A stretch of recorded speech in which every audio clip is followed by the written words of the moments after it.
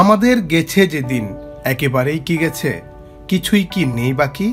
রবীন্দ্রনাথ ঠাকুরের লেখা হঠাৎ দেখা কবিতার লাইনগুলোর মতোই দেশের ক্রিকেটের বর্তমান অবস্থা। হঠাৎ হঠাৎ জয়ের দেখা পেলেও হারের দেখা ধারাবাহিক। দেশের ক্রিকেটের সুদিন ফিরবে কবে জানা নেই কারো। একের পর এক হার, তুলনামূলক কম শক্তির দলের বিপক্ষেও হেরে লজ্জায় ডুবছে বাংলাদেশ ক্রিকেট। জিম্বাবুয়ের পর এবার আরব আমিরাতের বিপক্ষে লজ্জার হার। এ হারের ব্যাখ্যা কি? বড় পুঁজি নিয়েও বাজে বোলিং ফিল্ডিংয়ে পরাজয়ের পর অধিনায়ক লিটন কুমার দাস দায় দিলেন শিশিরকে। অথচ একই মাঠে টাইগারদের দেওয়া বড় পুঁজির বিপক্ষে জয় পেয়েছে আমিরাত। দেশের ক্রিকেট ক্রমশ নিচের দিকে যাচ্ছে।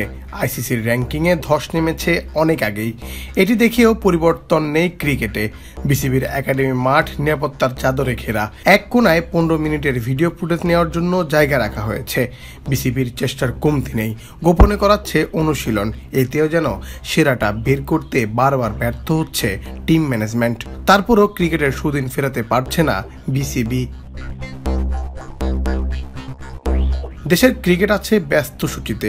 এ দল ইমার্জিং দল সিরিজ খেলতে ব্যস্ত। এদিকে আরব আমিরাতের সাথে 2টি টি-20 খেলার কথা থাকলেও একটি খেলার পরেই সিদ্ধান্ত নেওয়া হয় আরও একটি বাড়ানোর। প্রথমটিতেও বাংলাদেশকে নাকানি চুবানি খাইয়েছে আমিরাত, তবে মুস্তাফিজের কল্যাণে সেদিন জয় পায় বাংলাদেশ। এ নিয়ে ম্যাচ শেষে ক্রিকেট পরিচালনা বিভাগের চেয়ারম্যান নাজমুল আবেদিন ফাহিম জানান, আরব আমিরাতের ক্রিকেটের যে অবস্থান এবং আমাদের যে ক্রিকেটের অবস্থান, সেখান থেকে এটা মনে হওয়াটা খুব স্বাভাবিক যে আরও যথেষ্ট ভালো ফাইট করেছে এই ম্যাচটা, এবং আমাদের ইন্ডিভিজুয়ালি কয়েকজনের খুব ভালো পারফরমেন্স ছিল, এবং but at the same time এটা বোধহয় স্বীকার করতে হবে যে আরও আমিরাতেরও বেশ কয়েকজনের খুব ভালো পারফরমেন্স ছিল। মোটামুটি সমানই খেলা হয়েছে, বাট শেষের দিকে হয়তো আরব আমিরাত আমাদের সাথে হয়তো কুলিয়ে উঠতে পারেনি।